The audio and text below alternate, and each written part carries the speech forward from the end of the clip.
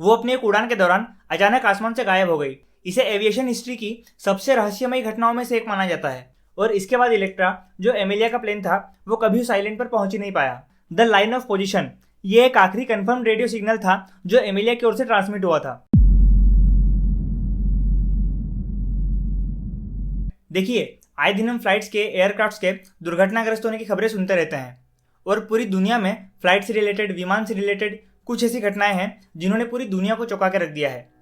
आज हम एक ऐसी ही घटना के बारे में बात करेंगे जो आज से लगभग 85 साल पहले घटी थी, जो आज तक एक मिस्ट्री बनी हुई है, जिसका रहस्य आज तक कोई सुलझा नहीं पाया है। देखिए, एक महिला पायलट एमिलिया ईयरहट, जिसे दुनिया की सबसे शानदार और बेहतरीन पायलट्स में से एक माना जाता था, वो अपनी एक उड़ान के दौरान अचानक आसमान से गायब हो गई और आज तक 85 साल बाद भी एमिलिया या उनके प्लेन का कोई पता नहीं चल पाया है। इसे एविएशन हिस्ट्री की सबसे रहस्यमयी घटनाओं में से एक माना जाता है। एमिलिया का पूरा नाम एमिलिया मेरी ईयरहट था।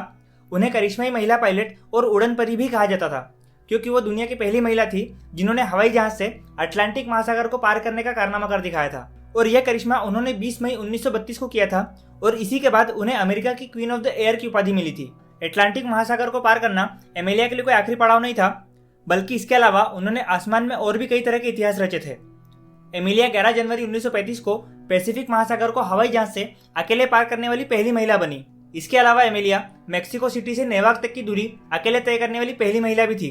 एमिलिया ने ऐसी ही एक उड़ान 1937 को भी भरी, लेकिन इस बार किस्मत में कुछ और लिखा था। एमिलिया के प्लेन ने उड़ान तो भरी, लेकिन कभी लैंड नहीं हो पाया।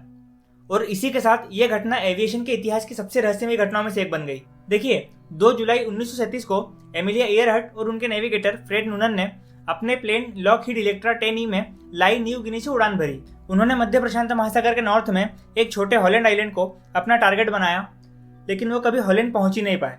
यूएस कोस्ट गार्ड और नेवी ने लगातार 2 हफ्तों तक समुद्री जहाज और विमानों से पूरे एरिया की छानबीन करवाई, लेकिन कई कोशिशों के बावजूद भी आज तक उन्हें कोई ढूंढ नहीं पाया है। कई सालों से रिसर्चर्स और आर्कियोलॉजिस्ट साइपन में मार्शल आइलैंड पर गहरे पानी में एमिलिया और उनके प्लेन के संकेत होने का दावा करते आ रहे हैं। नेशनल जियोग्राफी ने भी एक एक्सपीडिशन को स्पॉन्सर किया जो हॉलैंड से 350 नॉटिकल माइल्स दूर निकोबार आइलैंड पर चल रहा है। कुछ लोगों का मानना है कि एमिलिया का प्लेन उसी जगह पर दुर्घटनाग्रस्त हुआ था।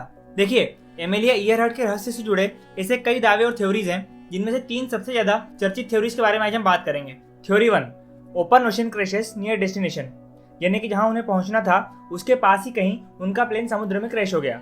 यूएस ने ऑफिशियली स्टेटमेंट दिया कि ईयरहट और नूनन के प्लेन में फ्यूल खत्म हो गया था और उनका प्लेन प्रशांत महासागर में हॉलैंड द्वीप के आसपास कहीं दुर्घटनाग्रस्त हो गया। अब देखिए, फ्लाइंग के दौरान एमिलिया की हेल्प और सपोर्ट के लिए यूएस कोस्ट गार्ड ने कतर इटास्का, जिसे लेक इटास्का भी कहते हैं, उसे अपॉइंट किया। कतर इटास्का का काम था एमिलिया ईयरहट को रेडियो बेयरिंग्स और स्मोक प्लम्स के थ्रू एयर नेविगेशन प्रोवाइड करना, लेकिन अचानक से रेडियो सिग्नल्स खराब होने लगे और कनेक्शन पूरी तरह से टूट गया। कतर इटास्का की रेडियो लॉग्स के अकॉर्डिंग एमिलिया ने इंडिकेशन दिया था कि उन्हें लग रहा है कि वह हॉलैंड आइलैंड के करीब ही हैं, लेकिन उन्हें आइलैंड कहीं दिख नहीं रहा है और उनके प्लेन में फ्यूल भी खत्म हो रहा है। और इसके बाद इलेक्ट्रा, जो एमिलिया का प्लेन था, वो कभी उस आइलैंड पर पहुंच ही नहीं पाया। लगभग 20 साल पहले नॉटिकोस कॉर्पोरेशन, जो मेरीलैंड की एक कंपनी है जो समुद्र और महासागरों में एक्सपीडिशन और रिसर्च की सर्विसेज प्रोवाइड करती है, उसने एमिलिया और उनके प्लेन का पता लगाने के लिए खोजबीन शुरू की। और उनका मानना भी यही है कि ईयरहट का प्लेन प्रशांत महासागर में हॉलैंड द्वीप के आसपास कहीं दुर्घटनाग्रस्त हो गया होगा। मार्च-अप्रैल 2002 में कंपनी ने हॉलैंड के पास 1630 स्क्वायर किलोमीटर में सर्चिंग की। कंपनी ने सर्चिंग के लिए उस वक्त की best technology deep sea sonar system का यूज किया था। हालांकि इस एक्सपीडिशन में भी कुछ हाथ नहीं लगा। बाद में 2009 में वेट इंस्टीट्यूट फॉर डिस्कवरी ने भी डीप सी रोबोट्स की हेल्प से वेस्ट हॉलैंड की खोजबीन की थी। ऐसा कहा जाता है कि उन्होंने जितने एरिया में ये खोज की थी वो डेलावेयर के साइज के बराबर है। डेलावेयर यूएस का एक स्टेट है जिसका साइज 5133 स्क्वायर किलोमीटर है। तो ये थी फर्स्ट थ्योरी। सेकेंड थ्योरी है निकोबार कोस्टावे। देखिए, टिगर यानी कि international group for historic aircraft recovery, इन्होंने कॉन्सेप्ट पर इन्वेस्टिगेशन की और वो कॉन्सेप्ट ये था कि एमिलिया और नूनन जब हॉलैंड आइलैंड ढूंढ नहीं पाए तब उन्होंने अपने प्लेन को निकोबार आइलैंड पर उतारा होगा, जो हॉलैंड के साउथ वेस्ट में 350 नॉटिकल माइल्स की दूरी पर है। अब देखिए, रिसर्चर्स की यह थ्योरी एमिलिया ईयरहट के लास्ट रेडियो सिग्नल पर बेस्ड है। The search swings around the area from which her last message was received. 2 जुलाई सुबह 8:43 पर एमिलिया ने इटास्का को रेडियो सिग्नल ट्रांसमिट किए, KHAQQ। एमिलिया ने इटास्का को बताया कि हम 157337 डिग्रीज पर हैं, जिसका मतलब कि वो 157 यानी कि हॉलैंड से कहीं भटक गए हैं और 337 यानी निकोबार के आसपास कहीं आ गए हैं। इसके बाद इटास्का ने ट्रांसमिशन रिसीव तो किया, लेकिन उन्हें नेविगेट नहीं कर पाए। द लाइन ऑफ पोजीशन, ये एक आखिरी कंफर्म रेडियो सिग्नल था जो एमिलिया की ओर से ट्रांसमिट हुआ था, लेकिन इटास्का के रेडियो ऑपरेटर्स को अगले 10 दिनों में 121 सिग्नल्स रिसीव हुए थे। उन्हें यह डाउट था कि इन 121 सिग्नल्स में से 57 सिग्नल्स एमिलिया के प्लेन इलेक्ट्रा 10 से हो सकते हैं, और अगर ऐसा था तो शायद एटलीस्ट 10 दिनों तक तो एमिलिया या उनके नेविगेटर दोनों में से कोई एक तो जिंदा बचा होगा, या शायद दोनों बचे होंगे। वायरलेस स्टेशंस ने उन 57 में से 6 सिग्नल्स को ट्रैक किया, जिनमें से 4 सिग्नल्स फिनिक्स आइलैंड के भी पार गए थे।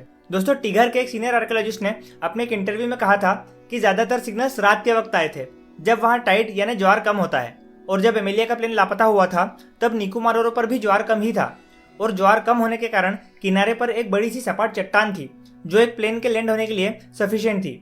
अगर एमिलिया ने उन 57 रेडियो सिग्नल्स में से कोई एक भी भेजा था तो इससे यह पता चलता है कि उनका प्लेन क्रैश नहीं हुआ था, उन्होंने प्रॉपर लैंडिंग की थी। टिगर के रिसर्चर्स अपनी थ्योरी में बताते हैं कि उनका प्लेन एल्यूमिनियम का था, और इसीलिए एल्यूमिनियम प्लेन के अंदर की गर्मी से बचने के लिए एमिलिया और नूनन रात के समय रेडियो सिग्नल्स भेजते थे। लेकिन शायद फिर कुछ ऐसा हुआ होगा कि एक बड़ा तेज ज्वार आया होगा और वो उनके प्लेन को अपने साथ बहाकर ले गया होगा, जिससे प्लेन डूब गया, और शायद इसीलिए 13 जुलाई 1937 को उनका ट्रांसमिशन पूरी तरह से बंद हो गया। फिर दोस्तों 1940 में एक ब्रिटिश एडमिनिस्ट्रेटर गेराल्ड गैलाघर ने एक कैंप फायर के मलबे के पास दबी हुई 13 हड्डियों को खोज निकाला। उन्हें 2 जूतों के अवशेष भी मिले, जिनमें से एक जूता पुरुष और एक महिला का था। इसी के साथ गेराल्ड को एक सेक्सटेंट और एक नेविगेशन डिवाइस भी मिला था। बाद में उन हड्डियों को जांच के लिए फिजी भेजा गया, जहां से यह पता चला कि यह हड्डियां एमिलिया के जैसी कदकाठी वाली किसी महिला की हो सकती है, या फिर खुद एमिलिया की।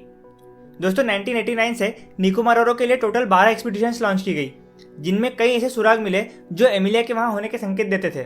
Third theory, the Marshall Islands conspiracy. दोस्तों तीसरी थ्योरी कहती है कि शायद एमिलिया ईयरहट और फ्रेड नूनन हॉलैंड आइलैंड ढूंढ नहीं पा रहे थे, या फिर उन्होंने जानबूझकर हॉलैंड ना जाने का फैसला किया होगा, और फिर वो नॉर्थ में जापान के कंट्रोल वाले मार्शल आइलैंड की ओर बढ़ गए, जहां उन्हें जापानियों द्वारा अमेरिका के जासूस होने के शक में पकड़कर बंदी बना लिया होगा। कुछ का मानना है कि दोनों पायलट्स मारे गए थे, जबकि कुछ का मानना है कि एमिलिया और नूनन शायद अपने नाम बदलकर वापस यूएस लौट आए थे। एक थ्योरी के अकॉर्डिंग एमिलिया ने अपना नाम बदलकर आयरिन क्रेगमेल रख लिया, फिर गाय बोलम नाम के एक व्यक्ति से शादी कर ली और आयरिन बोलम बन गई, जिनकी 1982 में न्यू जर्सी में डेथ हुई। यूएस एयरफोर्स के एक एक्स कर्नल रॉलिन सी रिनेक ने अपनी बुक एमिलिया ईयरहट सर्वाइव्ड में इस बात का दावा किया है कि एमिलिया ने मार्शल आइलैंड पर अपना प्लेन छोड़ दिया और नेशनल सिक्योरिटी रीजन से अपना नाम बदलकर यूएस लौटाई थी। कुछ साल पहले एक साइंस टीचर और एमिलिया के केस में काफी दिलचस्पी रखने वाले डिक स्पिंक ने रॉलिन रिनेक के दावों को आगे बढ़ाते हुए उस पर रिसर्च शुरू की। फिर उन्होंने अपनी खोज में पाया कि इस बात के सबूत हैं कि एमिलिया और नूनन मिली नाम के एक छोटे से आइलैंड पर उतरे थे। डिक स्पिंक ने 2015 में एक इंटरव्यू में बताया था कि उन्होंने अपनी रिसर्च के दौरान मार्शल के कई लोगों से बात की, और उन्होंने भी ये कंफर्म किया कि एमिलिया यहाँ उतरी थी। उन लोगों ने बताया कि उनके माता पिता, चाचा चाची, दादा दादी जानते थे कि वो यहाँ आई थी। हिस्ट्री चैनल की एक documentary Amelia Earhart the last evidence में भी ईयरहट और मार्शल आइलैंड के बीच कनेक्शंस का दावा किया गया था। इसमें भी बताया गया था कि जापानीज नेवी ने एमिलिया और नूनन को अमेरिकी जासूस समझकर बंदी बना लिया और साइपन आइलैंड पर उन्हें कैद कर दिया गया, और एट द एंड वहीं पर उन्होंने अपनी आखिरी सांस ली। तो दोस्तों ये थी तीनों थ्योरीज। आपको क्या लगता है इनमें से कौन सी थ्योरी सच हो सकती है? कमेंट करके जरूर बताना। तो दोस्तों आज के इस वीडियो में बस इतना ही। धन्यवाद। जय हिंद।